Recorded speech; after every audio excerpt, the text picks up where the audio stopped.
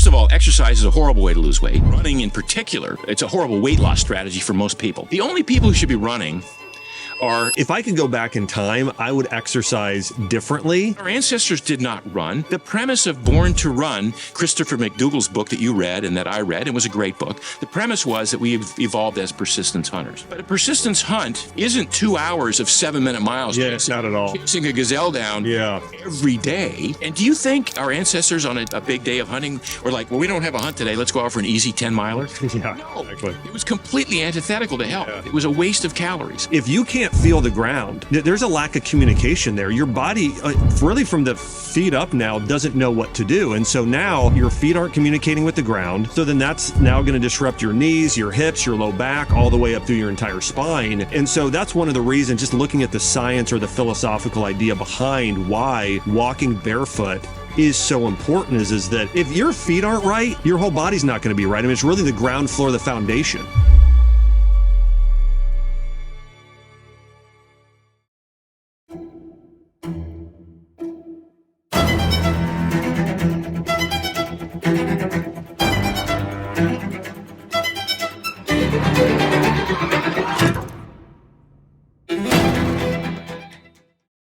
Hey everyone, welcome to the show. Today we've got a friend of mine, someone actually who recently moved to the Nashville area, Mark Sisson. Mark is the founder of Primal Kitchen. I've been following his content for years. In fact, he was one of the first people out there talking about food as medicine, lifestyle medicine, and really living by design. And so today we're going to talk about everything from barefoot, not barefoot running, barefoot walking. Okay. We're going to talk about using food as medicine. We're going to talk about how he is in his 70s, which is blowing my mind because I would have said he could have been in his 50s or younger, and how to reverse your biological age, and so much more in today's show. Mark, welcome. Thanks for having me, Josh. Good to see you again. Well, you too. I know we just saw each other a few weeks ago in Austin, Texas at the great, Health Optimization Summit. That was a lot of fun. Yeah.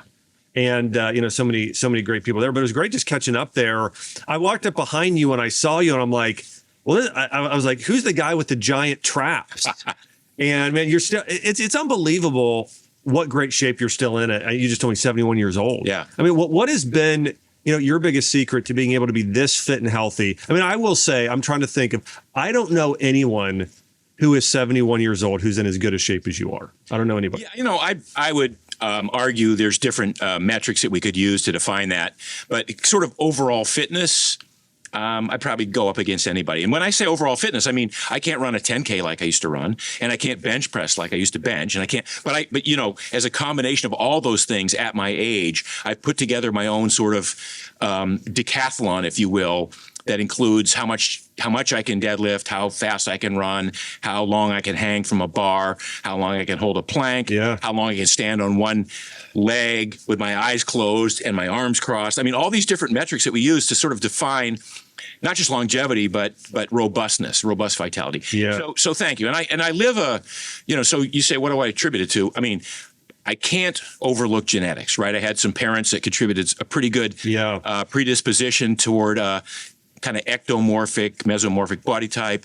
But I've been consistent. I mean, that's really, since the age of 12, I've lived this sort of healthy lifestyle with an eye toward being strong and lean and fit and happy and healthy and uninjured for as long as I can. Well, the last thing you mentioned there, I think this is just huge with so many people. I know quite a few people who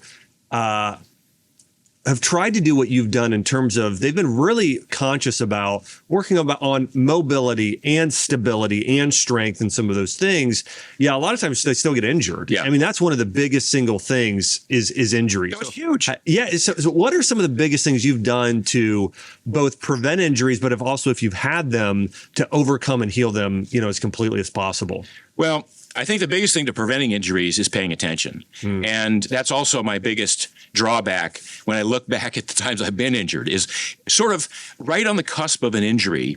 I sort of knew, I should have known intuitively not to do the one more rep or the one more lap or whatever it was. So I'm a collection of injuries. I was in the gym the other day showing somebody the hamstring that I tore off the bone in a inline skating accident. I used to be a pretty good distance skater for inline skates. Tripped one night, did a split with my skates on, tore the hamstring. Should have had a surgery to repair it, but I didn't. I tore my lat at the age of 35 doing some gymnastic moves. Tore my lat, right?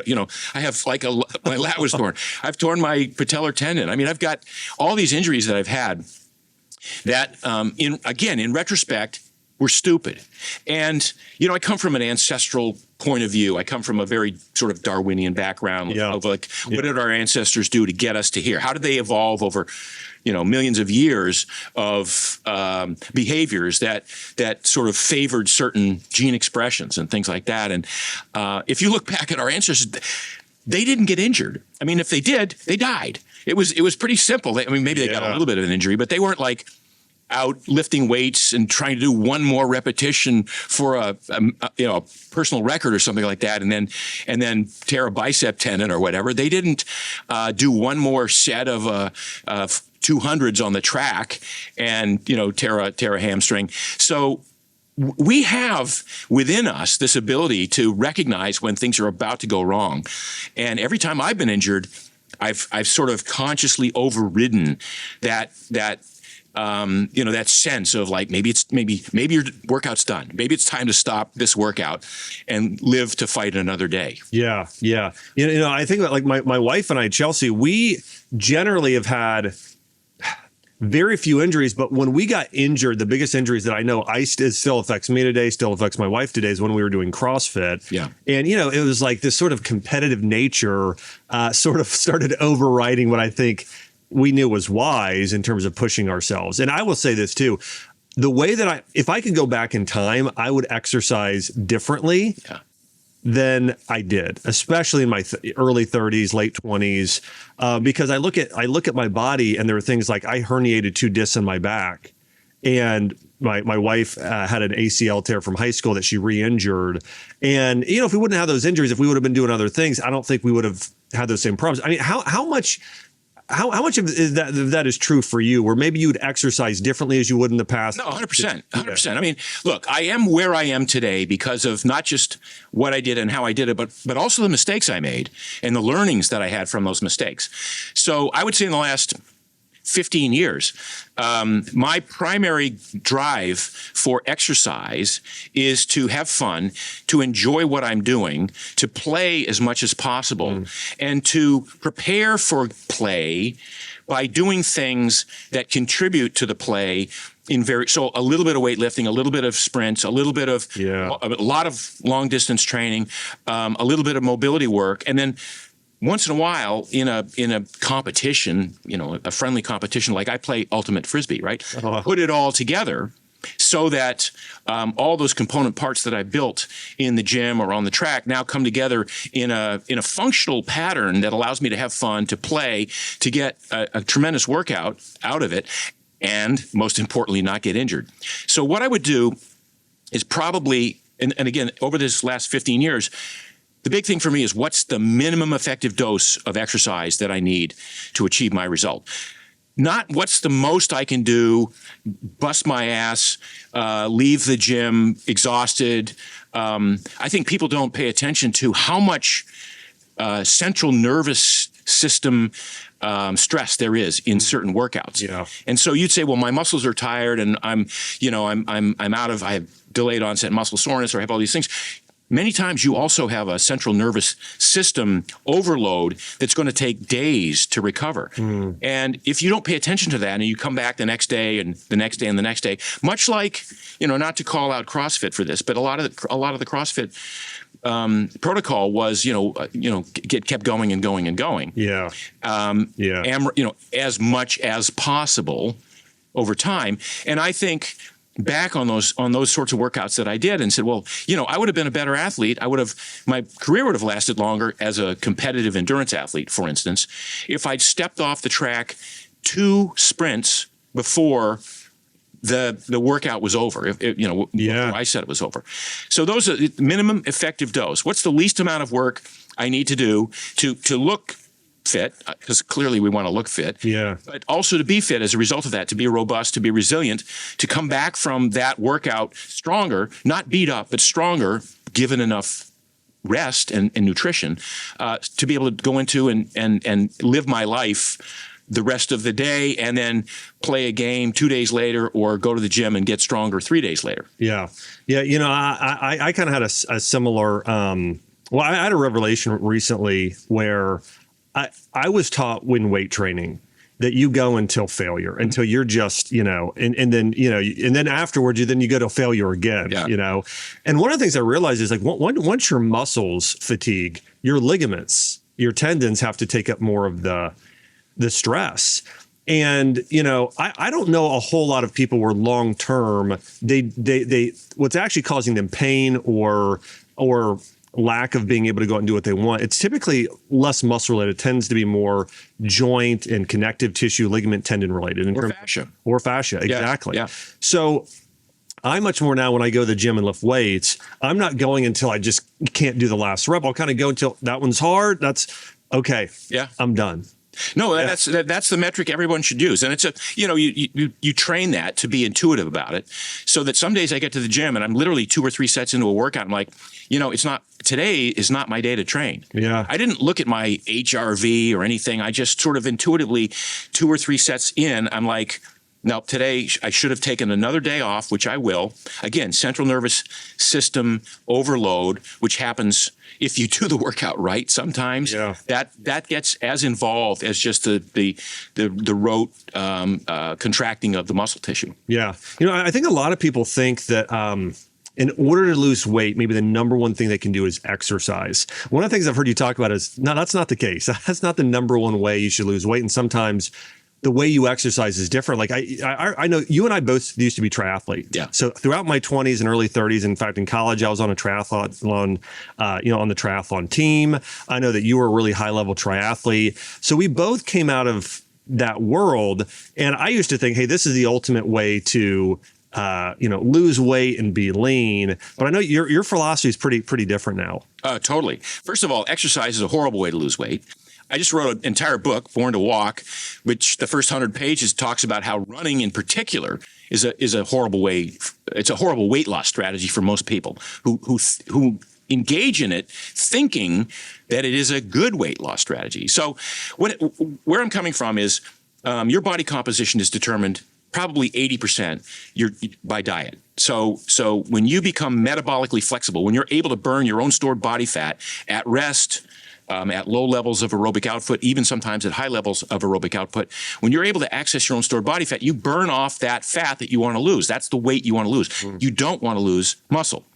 So orchestrating a diet so you become metabolically flexible is the holy grail of weight loss. And that has nothing to do with exercise. Now, once you've achieved that metabolic flexibility and you're able to extract energy from whatever substrate the activity that you're engaged in requires, whether it's the fat from your plate of food or the fat stored in your body, whether it's the glycogen in your muscles or the glucose in your bloodstream or the ketones that your liver makes in the absence of glucose, this metabolic flexibility gives you, because now you're trending toward your ideal body composition. The good news is, number one, your appetite and cravings and hunger sort of dissipate or disappear in many cases. The other good news is you don't need to do that much in the way of exercise to get toned and strong and powerful and lean. So I tell people, once you've achieved this metabolic flexibility, then the minimum effective dose of exercise becomes walk a lot, as much as you can. Walking is the quintessential human movement, human exercise. Yeah. Our bodies crave walking. We benefit from it. We get stronger as a result of walking. Go to the gym twice a week and lift weights. Not 4, 5, 6 times. Twice a week, go to the gym and lift weights, lift heavy things. And once a week, sprint. Find some way to do a maximal effort. It doesn't have to be running. It can be on the assault bike, could be on the elliptical trainer, could be swimming, could be whatever it is. But once a week, find a way to get a couple of sprint sessions in there. And that's all you need to then tone up that body that you have already carved as a result of losing the stored body fat that you have on you. It's an amazing revelation. It's freeing, it's empowering, and yet too many people fight and they struggle and they want to suffer. They want to go out and run 6 miles a day and then get back from the run and they're exhausted. And because the run was so stressful to their body, they secreted all these stress hormones, this cortisol. The brain said, we've done way too much. We need to sort of compensate and overeat. And so people who start running as a weight loss strategy find that they never really lose the weight. Yeah. And what happens is their body composition shifts because running is catabolic. Running tears muscle tissue down. Yeah. There's no doubt about this. Running hard tears muscle tissue down. Not sprinting, we'll talk about that, but running metronomically 6, 7, 8 minute miles, all of that is catabolic. And then the stress hormones they promote fat storage. And so over time, you lose a little bit of muscle, you gain a little bit of fat, even though you weigh the same, and you haven't lost any weight. Well, one of the keys, and this is why having the right diet and exercise together is so powerful, is when you can get your hormones at their optimal levels. And this is why, I did an episode on the testosterone crisis. And I've done another episode on just women's hormones, thyroid hormones, cortisol, estrogen, progesterone, just being so off. And how when you have those issues, you're just getting less bang for your buck with everything you do. But diet is one of the greatest things to fix this. In Chinese medicine, they would recommend eating, a lot more the yang building foods, which is pretty much really lean red meat, lots of lean red meat. Yes. And then other things, they have other things like dairy antler and Panax ginseng and fenugreek and other herbs that are somewhat helpful. But it's primarily almost all diet in these ancient forms of medicine of how you fix your hormones. Right.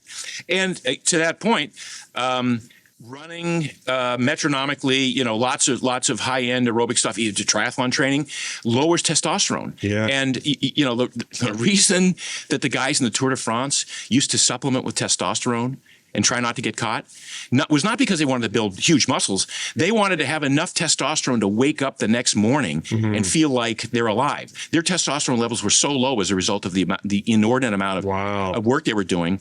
So that is another aspect of what happens to men in particular who are long-term, distance runners, is testosterone tends to lower. Conversely, if you're a weight trainer or you do occasional sprints, it raises testosterone, it raises growth hormone. So once again, we're talking about a complex system here where we're talking about testosterone. We're talking about estrogen for women. We're talking about, leptin and ghrelin and insulin and glucagon and all these different things that are literally controlling how the genes in our bodies upregulate or downregulate, how they tell our bodies to build this protein or store that fat or do it. It's all about this hormone control. And, orchestrating a diet that optimizes for that is part one. And then orchestrating a training program that optimizes for the building of muscle, the increase of power and speed, but doesn't become catabolic is another part of that.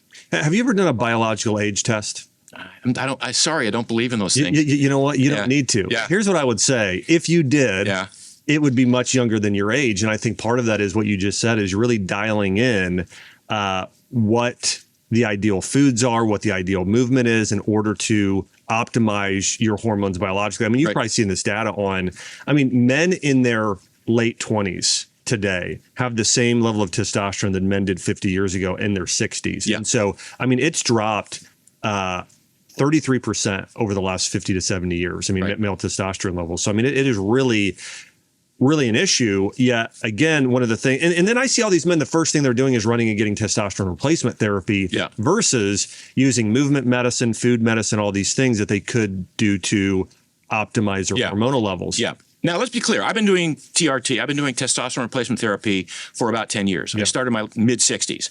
And I make no, apologies for that. I'm not doing, trend. I'm not doing, clearly I'm not a bodybuilder type, but it's been a very integral part of my, being able to keep up with my schedule that I set for myself, which is, it's aggressive for someone my age. Clearly, when I say a minimum effective dose of exercise, I've still titrated it to the things that I want to achieve. I still want to go out and play ultimate frisbee with 20-something. Yeah. Yeah. And again, I'm not trying to put down hormone replacement therapy. I will say my philosophy is put it off as long as you can. Yes. Use herbs, even use things like peptides. Let's do some things to put it off. Because right now, I don't know if you know how many men are getting on them in their 30s already and sort of relying on those. It's just, it's too early. In fact, in Chinese medicine, they recommend start doing stuff typically in your mid 60s, and it's a lot of, but all that being said, one of the other things that, I love that you talk about, and by the way, I just want to kind of show off my shoes here. So these are my Peluvas. This is your awesome shoe company. Yeah. So I got to tell you a quick story. My wife and I literally met because of Barefoot shoes.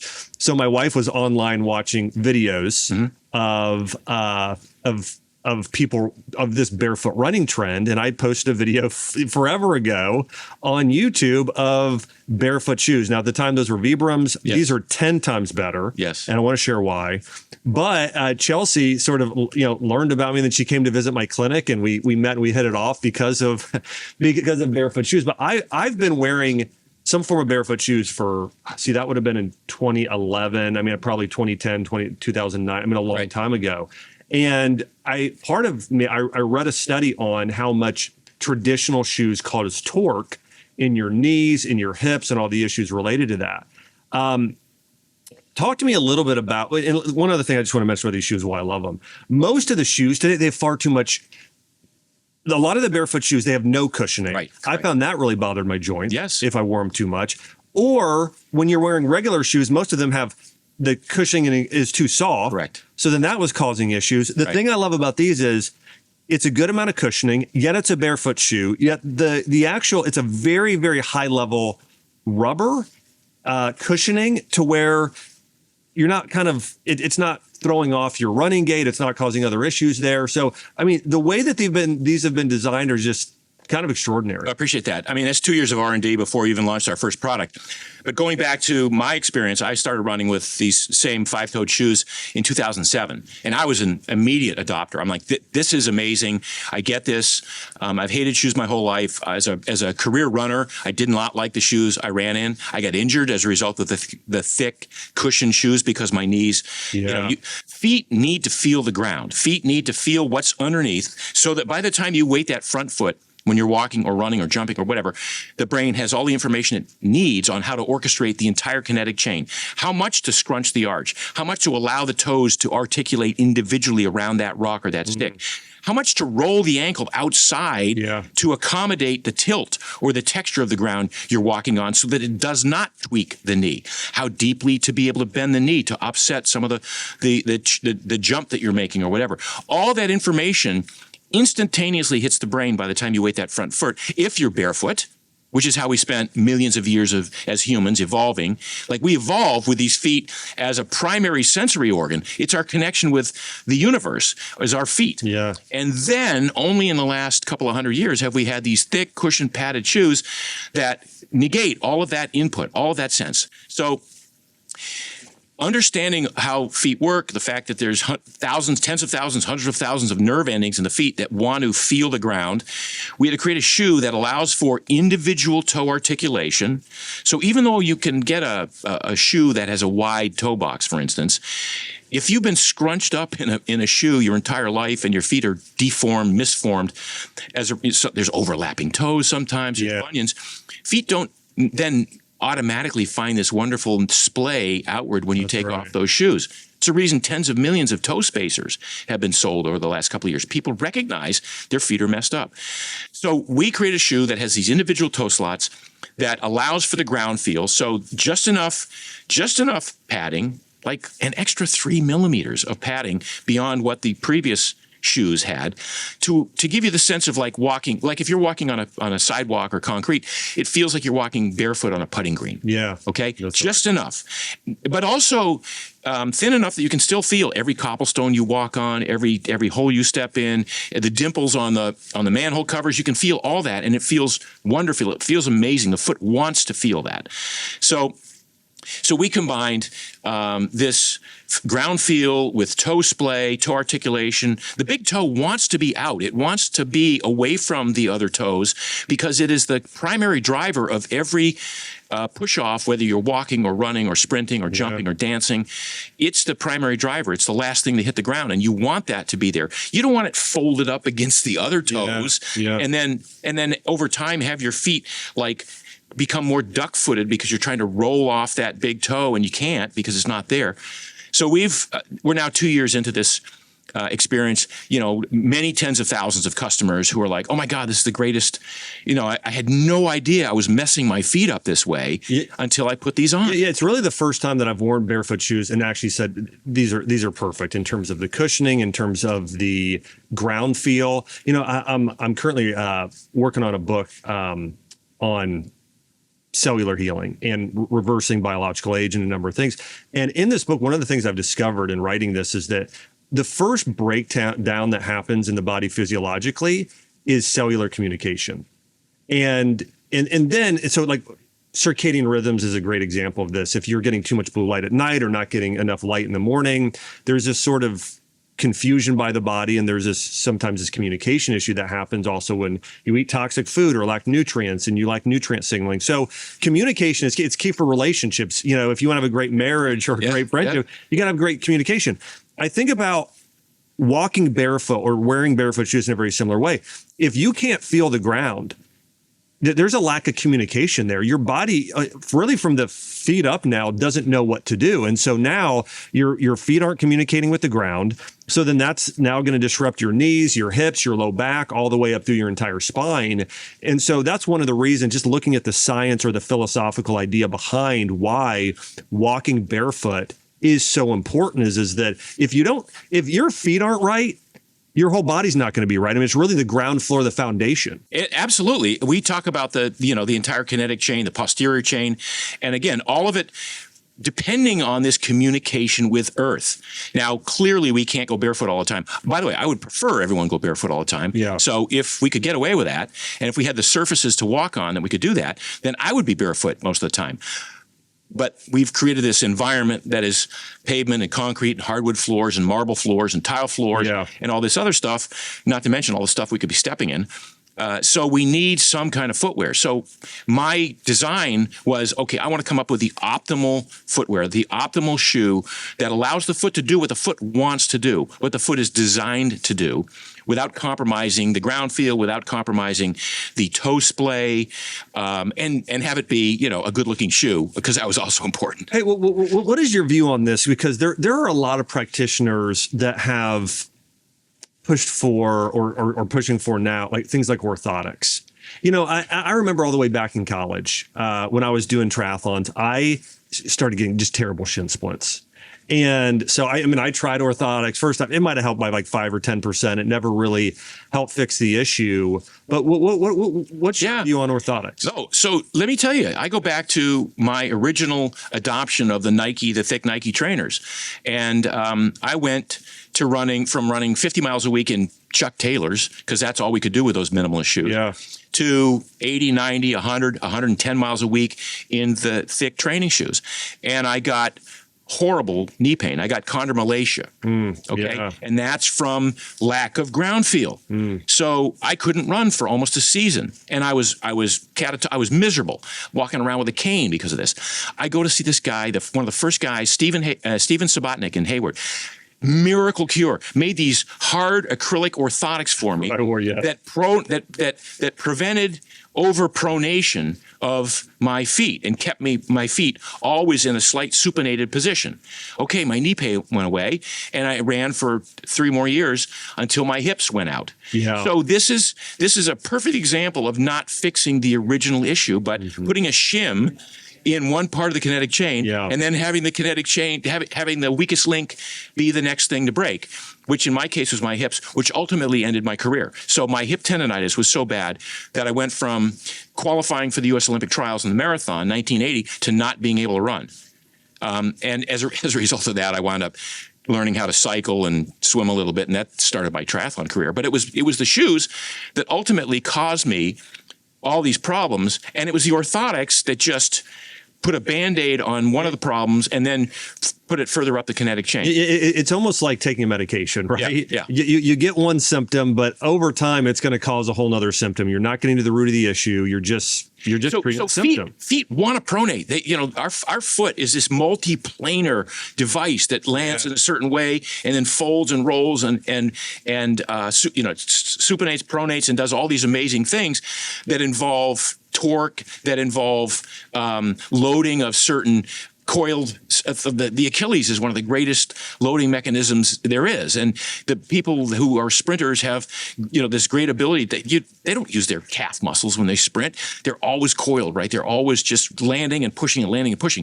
So feet are the integral part of that, and if you start to mess with that structure by scrunching the big toe over and forcing the foot to kind of compensate for how it wants to pronate off the big toe.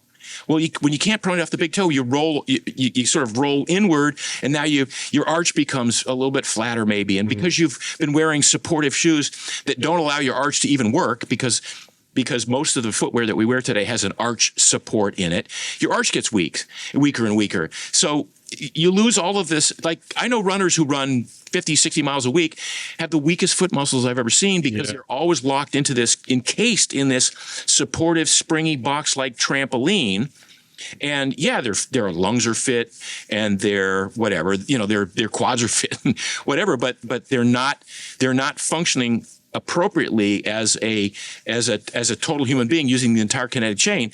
And then you put them in minimalist shoes, train them appropriately, and they go, oh my God, I found a whole new lease on life. My running improved immensely, because now I finally learned how to run the way the foot is involved. The foot should be absorbing most of the impact of the landing. The foot muscles should be absorbing most of the impact of a landing of every time you stride, if you're a mid-foot strider. But if you're a heel striker, you wear these thick cushioned shoes, and the shoes forgive this bad form, and then you get injured. 50% of runners get injured every year. Like, that's worse than the NFL. 50% of all runners get injured every year. The so-called high-tech running shoes of the running boom of the last 50 haven't altered that one iota. Yeah. One other thing that happens with a lot of shoes, and another reason why I love these, is that there is such a dramatic heel-to-toe drop on a lot of these shoes today. And that's going to disengage your posterior chain, right? Yeah. As there were a lot of people that are walking around. And I always had this issue because I played soccer and I did triathlons and cycled a lot. So I became incredibly it's like everything I do, like my quads want to just take over for the rest of my body. And so I've really focused on, in terms of, and one of the reasons why I believe even doing CrossFit, I ended up herniating 2 of those discs in my back, was my posterior chain was weak. So now I've spent the last 10 years since then really focusing on rehabbing, healing my posterior chain. But one of the last things to really click for me was realizing, oh, well, I'm wearing shoes where I'm at this massive disadvantage when, you've shortened your calf muscle. Right, which is a strong component of that kinetic chain. And in shortening the calf muscle, you put more pressure on the Achilles, and it wraps around, and then the plantar fascia. And then because you squish the big toe against the other toes, if you've been wearing regular shoes to train in, people talk about plantar fasciitis because it's an inflammation, but it's been re-diagnosed in many cases as plantar fasciosis, a lack of blood flow as a result of scrunching that big toe over, and that plantar fascia area does not have much blood flow to begin with, and now you've cut it off even further. So many people who are trying to roll out plantar fascia problems or stretch them out, that's not the issue. The issue is let the big toe abduct away, let that area give more blood flow to that area. Yeah. So well, one of the biggest things I've done, like now, if I have somebody with plantar fasciitis now, the first thing I have them do is get barefoot shoes. And then for a period of time, I typically have them do, I don't know if you know what soft wave is, but something to kind of help get blood flow and break up some of the, that fascia. It is blood flow. Yeah. Yeah. Very cool. Yeah. That's great. Well, again, I think and if everybody who's listening or watching this, I want to encourage you, consider going barefoot. The health benefits are numerous. I'm going to have Mark talk about that now, but I just want to say, for me, it's been so good for my back. It's been so good for engaging my butt, my hamstrings, my entire posterior chain. I can tell my feet are much stronger, improved balance and stability. So there's loads and loads of benefits here of going barefoot. And listen, you don't have to be barefoot all the time if you don't want. If you're on a hospital floor for 12-hour shifts, you might need some cushioning a little bit there. I don't know. Mark probably has an opinion on that. But overall, I wear these, probably 50% of the time. I wear them when I'm working out every time. And just when I'm going around the house or running errands or doing a lot of stuff. But these are the shoes I wear most of the time. Yeah. Most people don't think twice about what they put on their feet, but they should. Conventional shoes with raised heels, squishing your toes, and these thick soles can actually cause pain. Think things like plantar fasciitis, bunions, and more. In fact, 83% of Americans suffer from chronic foot-related issues. And the biggest remedy I could ever recommend is Peluva. That's why I wear Peluva. Peluva is a 5-toe minimalist shoe that mimics barefoot movement. movement, restoring natural alignment while looking stylish. With just enough cushioning for daily life and athletic training, Peluvas let each toe move independently the way God intended us to walk. When I wear mine, which is almost every day, I feel grounded, connected, and like I'm actively supporting my body's healing. Your feet are your foundation. Start taking care of them with Peluva shoes. Ready to take the first step towards better movement and foundational health? Visit peluva.com and use the code AXE at checkout for 15% off your first pair. Well, again, if you can't go barefoot, I would say wearing a five-toed shoe is the next best thing. To your point about in the hospital, people on their feet 12 hours a day, a lot of nurses are now wearing Peluvas and singing the praises. Wow. I've got a couple of surgeons who are doing and when you do surgery, you are standing in one place for hours, right? And I've got surgeons wearing shoe. Yeah. This is a little bit thicker version. It's a leather. It's called the Napa, the Peluva Napa. It's a five-toed shoe. Even though it looks like it's really thick, it's still only 12 millimeters total stack height. Wow. But just enough so that when you're standing on concrete all day long. So benefits of going barefoot. First of all, you know from Chinese medicine, the big toe is wired directly to the brain. Yeah. Okay, so I want to do an experiment with pre-dementia people, early onset dementia, barefoot and minimalist footwear to see if there's any connection there. That's one of my goals. In the gym, you'll hear all the bodybuilders go, great toe, the big toe is called the great toe, great ass. The great toe is directly connected to the glute. Wow. And so the reason guys and girls will train barefoot in the gym on leg day, they want that big toe to be abducted away, to plant into the ground, to press it into the ground, to fully activate the glute when they're doing squats or lunges or even deadlifts, Romanian deadlifts or whatever. So there's a tremendous benefit to engage. You've felt it, the increased engagement of muscles in the leg just by having the feet splay outward. Well, and think about how important this is for men, because your glute is probably your largest muscle, and it's probably the most important for building testosterone. I mean, we know that building up, these muscles is going to support testosterone. And so men, if you have low testosterone, going barefoot, especially on butt day and leg day, is important. For women, very same thing. If you want to build healthier, a better backside, again, right, going barefoot's going to help. So, you walk barefoot in your house and you walk up the stairs. Let's say you have some hardwood floors or whatever, and you walk up.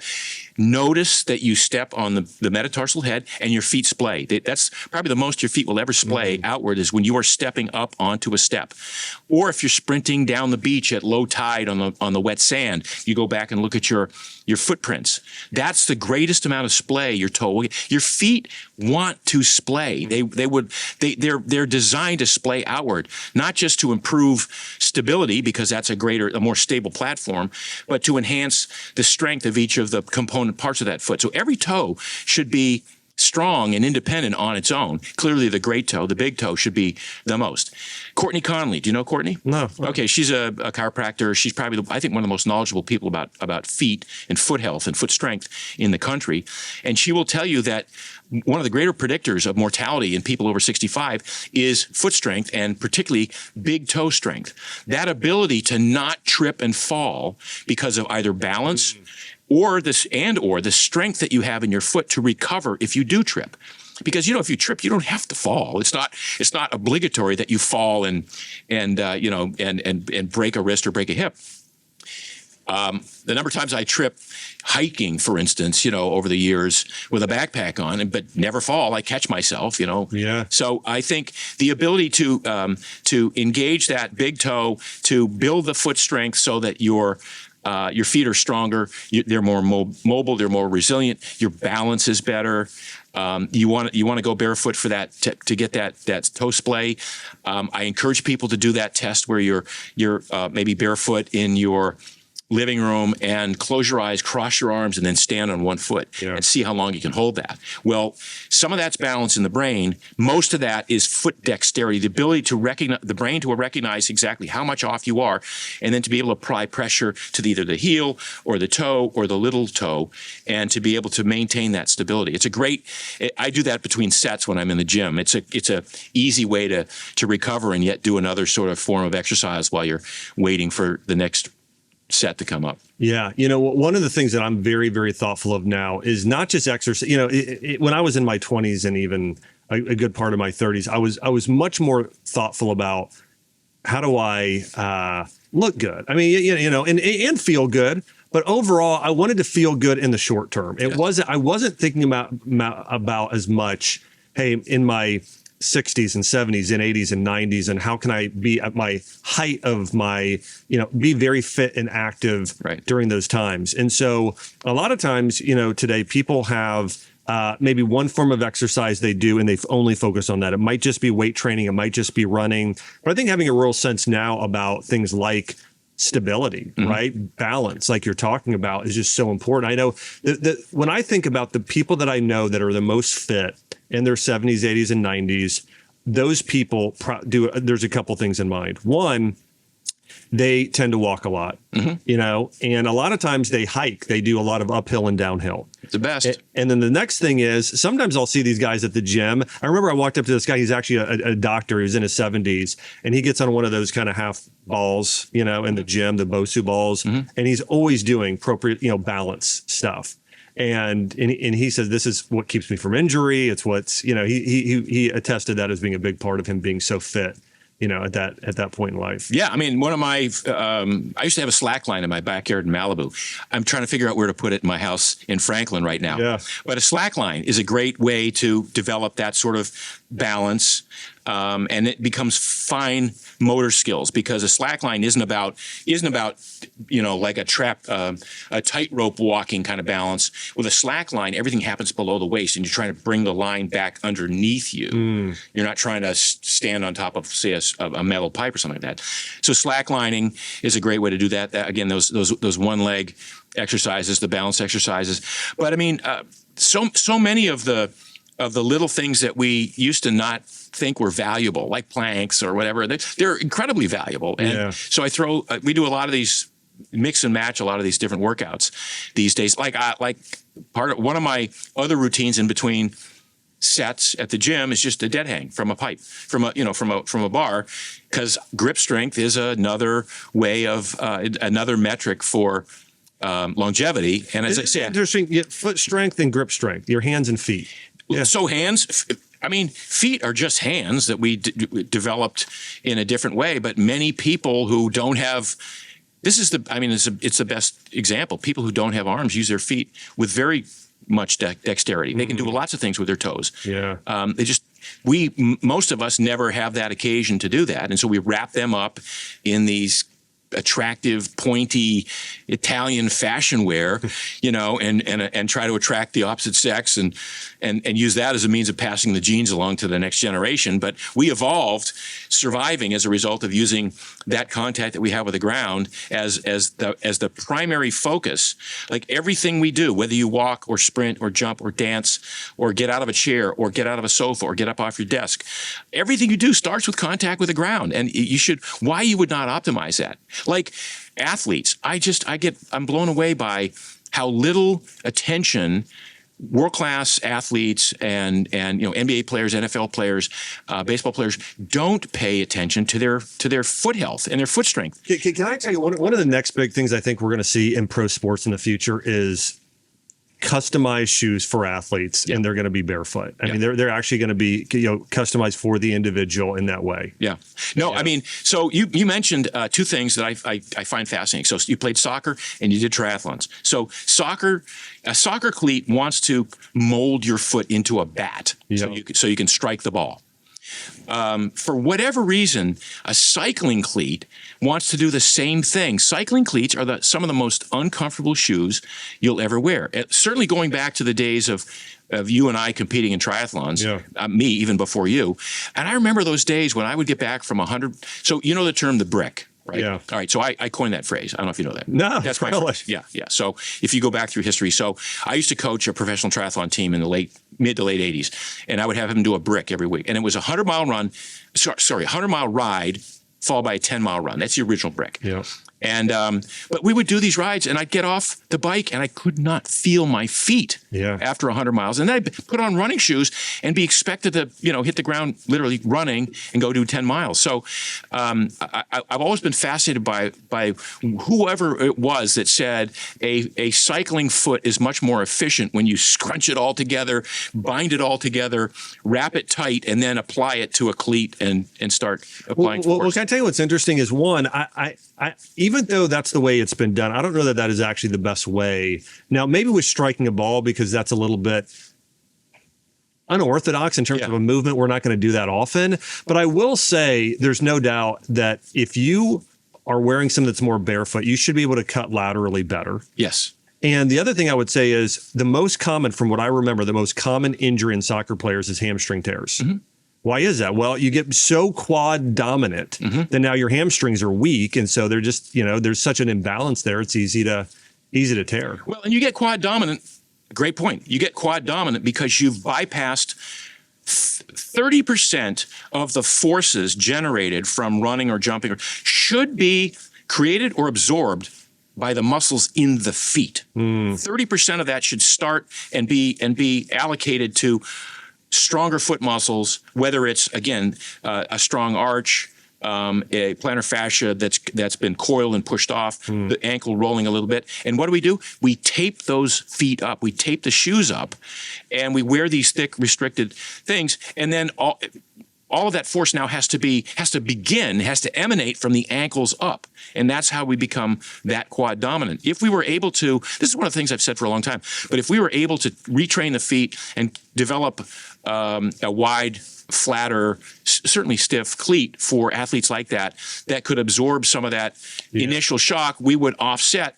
We wouldn't tear the ACL because of that. We wouldn't pop the Achilles because the entire foot was taped up, and the first point of release was where the calf and the Achilles come together. Boom! It totally makes sense to me, and yet that's what's happening, and yet we're back into these trainers that are 30 years behind the scene or 35 years behind as they tape their athletes up. Yeah, you wrote a book here. It's called Born to Walk. Yeah. So I remember reading Born to Run years ago. Yeah. And I think that it's so funny because if I would have heard this in my 20s or 30s or my 20s, I would have thought, waste of time. A waste of time, or that's not that exciting. Right. But the reality is that when we go and look at these blue zones, and and now working with people that are, and really studying longevity, there's no doubt that walking was one of the optimal things you can do. And you can mix it up. You could wear a weighted vest. You can do hiking, of course, up and down. I mean, it's amazing. If you go up and down some pretty steep stuff, what an amazing work that is. It's really... Well, not only is it you're right. So it's good cardiovascular work. It's good muscular work.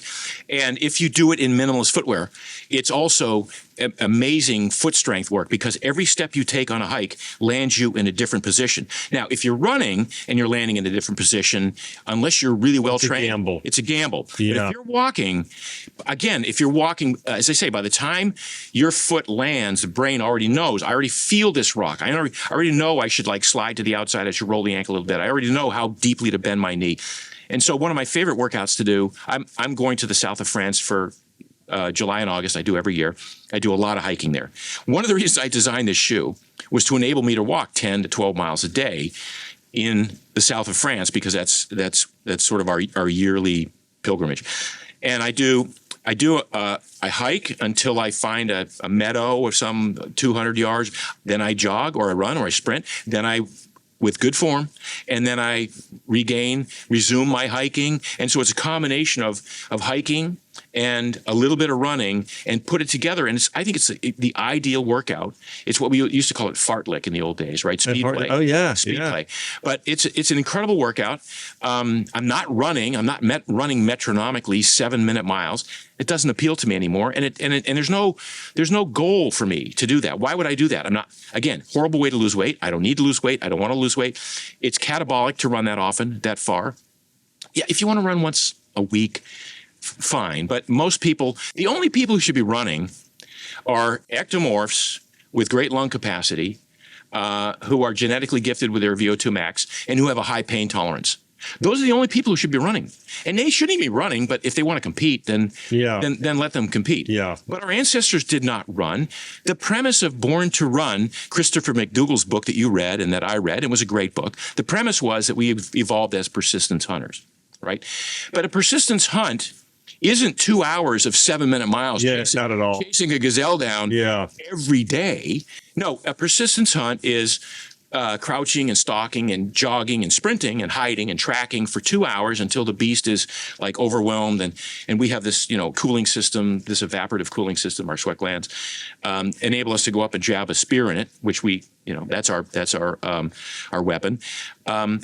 And then not do it every day, every once in a week, because you didn't do a persistence hunt every day. So my whole premise here is lots of walking, walk, lifting heavy things. And our ancestors lifted rocks and stones, and they built shelters, and they carried babies, and they carried carcasses, and they climbed trees, lifting heavy things, and then sprinting once in a while. Our ancestors had to sprint for their lives once in a while, not every day, but once in a while.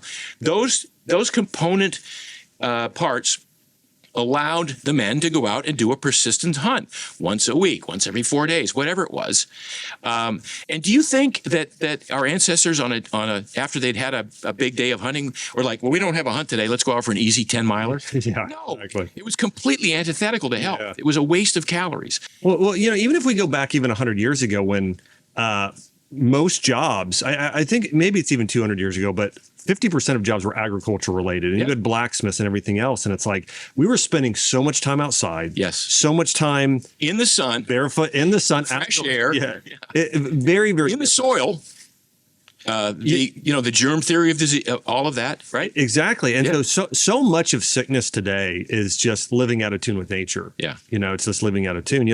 I believe that in order to optimize health, one of the things that I've taught is it's all about connection. And one of those things is, on this show, we talk about physical, mental, spiritual. One is connection to God. The other is connection and love of other people, having those relationships. And then it's really living in tune and connection with the earth, when the sun goes up, when it goes down, just living in tune with nature. And so that's one of the reasons I've been such a big fan of your work and all the things you've done. I know that, you're the founder of Primal Kitchen and some amazing, amazing food products. And then now with Peluva, again, and so much of this, one of the things that I read your newsletter back and probably started in right when I don't know when you started, 2006. But I was going to say 2008 is when I started reading it. So I've been reading it for a long time, and you're putting out great content, but a lot of it is living in tune, eating things in their most natural form possible, walking in your most natural form possible. And I love that you've done this with this new shoe brand, Peluva, and it's just awesome. So I want to encourage everybody to go out and check out these shoes. And they're stylish. That's another thing. We've got some leather here. We've got some, things. Yeah. I love that. So this is a loafer. This is the Miami loafer. This is a casual shoe. And then nice to slip on. That's great. Thank you. This is our ATR. This is the terrain shoe. This is a trekking shoe. I have a lot of people trekking in this, a lot of people rucking in this, a lot of people who are training for trail running. And by the way, most trail runners don't run. They just hike fast. Yeah. You know that, right? Yeah. I mean, the fast ones do, but most people just hike fast. Perfect shoe for that. It's got an increased tread on it. We just launched, this is my own personal one. We just launched a golf shoe. Wow, really? It's going to crush. Yeah. I mean, some of the top golfers who have always felt like they need the ground feel. Yeah. Not had that with the shoes that they have. And I have 600, because I wear test all my shoes, I've already worn some of this off just walking on concrete, but and pavement and stuff like a lot, but it's an amazing shoe. So we're so excited about the possibility of changing the way the world thinks about foot health, foot strength, and how that integrates with the entire physical body, the kinetic chain, hormonal systems, all of this. It all starts with the feet. Wow. It's so powerful. Well, again, I'm a huge fan here, and I wear these constantly all the time. And again, I think for so many of you, you'd be blown away at just the benefits of just wearing barefoot shoes 50% of the time and during your workouts and wearing these types of shoes. And as I mentioned, this is the best brand out there in terms of the foam is perfect, the fit is perfect. Just the way you've done it is just so fantastic, Mark. Thank you. I appreciate that. And what I'll tell people is I think this is the most comfortable shoe you've ever worn. Yeah. Once some people.